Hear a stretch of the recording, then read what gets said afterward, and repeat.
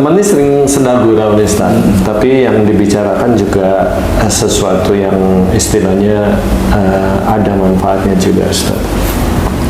Teman ini sering melayat orang meninggal, takziah gitu kan. Nggak jarang menanyakan sebab-sebab kematian, gitu kan. Nah, teman ini udah 3 kali dengar sebab yang sama, yaitu pegal-pegal di leher, kemudian diurut atau dikerik, nggak lama meninggal. Nah, itu sebenarnya terjadi hal itu kenapa tuh Ustaz? Iya, memang saya belum pernah nangani yang seperti itu atau ketemu. Jadi ini perkiraan saya untuk biar paham aja ya. Jadi orang yang meninggal itu tidak berhubungan dengan penyakit secara langsung. Tetapi bisa aja orang meninggal itu diawali dari sakit. Jadi buntutnya seperti itu. Sama seperti dulu waktu sama Tung dulu. Tung itu waktu itu ngobrol santai sama saya itu ngomong, Pak Ustadz, alhamdulillah ya mama itu sampai sekarang itu sehat terus ya. Saya senyum aja. Bener. Saya senyum-senyum aja. Itu gimana ya?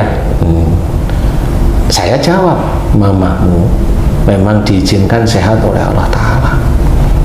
Tetapi nanti Allah mau ngambilnya lewat mamamu sakit, tapi nanti langsung meninggal. Seperti itu. Jadi sakit nanti menuju ke arah meninggal. Kenapa seperti itu saya ceritakan, ada beberapa hal tentang perilakunya, tentang imannya, sehingga Tung sendiri itu mulai paham waktu itu. Kalau sekarang nggak paham, nggak apa-apa lah, waktu itu aja. Jadi udah meninggal. Jadi disitulah saya menceritakan ada orang tertentu yang dia sakit, dia meninggal. Ada orang tertentu dia sakit, sembuh, sakit, sembuh, sakit, sembuh gitu. Seperti itu, dan itu hanya Allah Ta'ala. Tapi yang saya amati adalah biasanya orang yang sakit nggak sembuh-sembuh panjang, berarti ada kesalahan di orang itu, tapi imannya orang itu cukup lumayan baik, sehingga sakit itu diberikan sejak agak awal lah. Kenapa? Agar orang tersebut itu ngerti salahnya di mana dan tobat kepada Allah Ta'ala dan berubah. Sebenarnya menurut saya yang diinginkan oleh Allah Ta'ala kepada hambanya itu tobatlah, kan gitu ya. Tapi kadang-kadang orang muslim nggak paham ya, dianggap sakit itu menggugurkan dosa, dianggap dia itu imannya hebat, padahal emosional ya, kaku ya, seuzon ya, dolim ya, lo iman yang hebat dari mana, kan gitu ya. Jangan berpikir ke arah sana. Nah, disinilah sebenarnya yang harus kita ketahui. Kenapa banyak orang yang setelah diberi nasihat kembali ke jalan Allah, Allah memberikan kesembuhan. Karena memang kita mengajak orang itu kembali ke jalan Allah dan menuju syariat-syariat yang benar. Kalau orang sakit dari dosanya, ya mohon ampun di titik dosa itu. Apa saja, insya Allah seperti itu. Nah, pada sebut umpamanya tadi Haji Zita dikerokin kok meninggal, di situ nggak ada hubungannya antara kerokan dengan meninggal.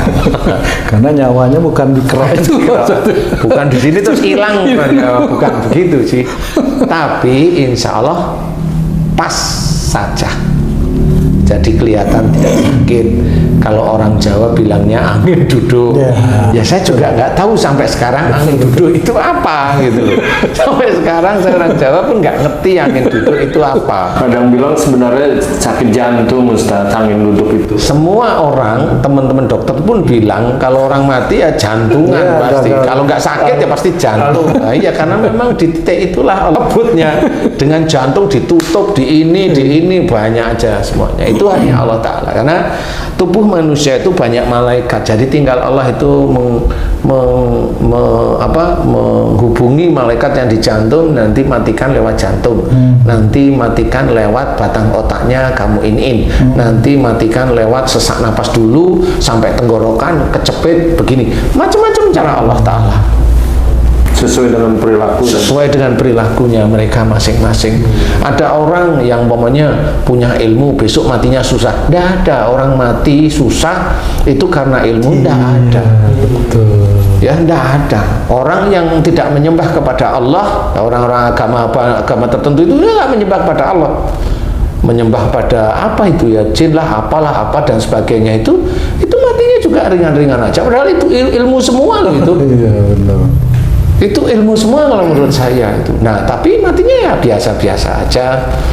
Nah, kalau matinya susah memang dia kedolimannya kuat, kaku, kasar, itu kuat. Sehingga orang yang dibikin agak susah meninggal oleh Allah Ta'ala itu agar menjadi pelajaran muslim dan orang yang lain. Jangan ditiru perilaku yang seperti tersebut. Kembalilah pada Allah, kembalilah pada sunnah Rasul. Nah, insya Allah nanti dimudahkan semuanya. Nggak cuma meninggalnya aja, ya rizki-rizkinya dimudahkan, kan seperti itu.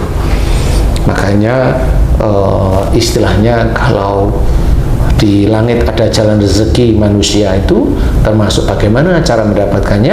Sesungguhnya mereka di dunia selalu berbuat kebaikan. Nah, kebaikan ini sama, mau itu rezeki dalam bentuk harta, rezeki dalam bentuk jodoh, rezeki dalam bentuk anak, rezeki dalam bentuk cucu, rezeki dalam bentuk teman-teman, lingkungan teman-teman yang baik, itu juga rezeki. Termasuk rezeki pada saat dia meninggal itu husnul khotimah atau suhul khotimah. Jadi itu tergantung dia sehari-hari. Jadi enggak tergantung dengan jin dari ilmu, enggak. Meninggalnya susah. Ada sih meninggal susah, tapi sebenarnya dia udah meninggal. Cuma orang nggak tahu. Ada, saya pernah nemuin orang perempuan dulu, rumahnya di atas. Dia sudah meninggal, cuma sehari-hari hidup aja kayak manusia. Orang nggak tahu. Padahal udah meninggal. Padahal udah meninggal. Meninggalnya tahu itu sudah meninggal lama karena pada saat dia meninggal di otopsi itu semuanya keras organ tubuhnya lah, kan udah meninggal, jadi memang udah kayak batu. Kenapa demikian terus? Nah, itu karena ilmunya. Jadi sebenarnya dia udah meninggal. Oh, gitu. Jadi jinnya yang Memakai jasa. ya, ilmunya yang memakai jasadnya dan mengarahkan orang-orang murid-muridnya. Dia kan perguruan itu, dia mengarahkan murid-muridnya jadi salah. Oh, Seperti itu. Ya, itulah tugas jin yang ditutup oleh Dajjal sama setan. Seperti itu. Jadi kita jangan yang aneh-aneh seperti itu. Jadi intinya meninggalnya karena kerokan, itu enggak berhubungan sih.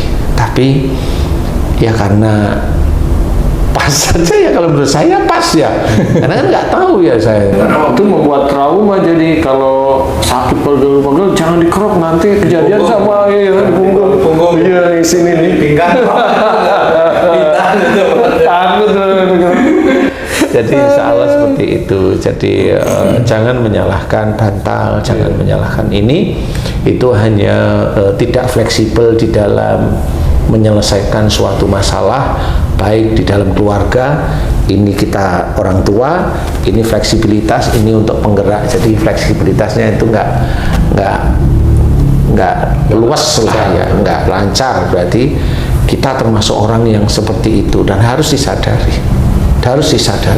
Kalau mau dites kolesterolnya tinggi, ya, tapi intinya di situ. Kalau kolesterol tingginya di sini, ya kenapa di sini? Harusnya semua sakit kan gitu. Benar. Kenapa harus di sini? Nah, itu bedanya. Kalau kolesterol semua di darah itu pasti kolesterolnya tinggi. Tapi kenapa di sini? Nah, itu yang beda. kekakuan. Asam urat tinggi, kenapa sakitnya cuma di sini? Kenapa nggak di sini? Kenapa nggak di sini? Kan sama-sama sendinya gitu. Ya itu karena beda-beda letak di mana dia kaku dan emosional dan memaksa, itu beda-beda masalah. Insya Allah seperti itu. Wallahu a'lam. Alhamdulillahirrabbilalamin. Terima kasih banyak Pak Ustadz penjelasannya. Cukup ya sih? Alhamdulillah. Alhamdulillah. Para pemirsa dan sahabat beriman dimanapun berada, mudah-mudahan penjelasan dari guru kita Pak Ustadz Danu ini bisa kita aplikasikan nantinya dalam kehidupan kita sehari-hari. Mumpung kita masih diberikan kesempatan oleh Allah, ya Ji, ya. kita gunakan sebaik-baiknya untuk banyak-banyak mohon ampun dan bersyukur atas nikmat, termasuk kami di sini. Mudah-mudahan kita semua bisa meningkatkan keimanan dan ketakwaan kita kepada Allah Subhanahu wa taala. Saya Tung pamit mundur. Wassalamualaikum warahmatullahi wabarakatuh. Waalaikumsalam warahmatullahi wabarakatuh.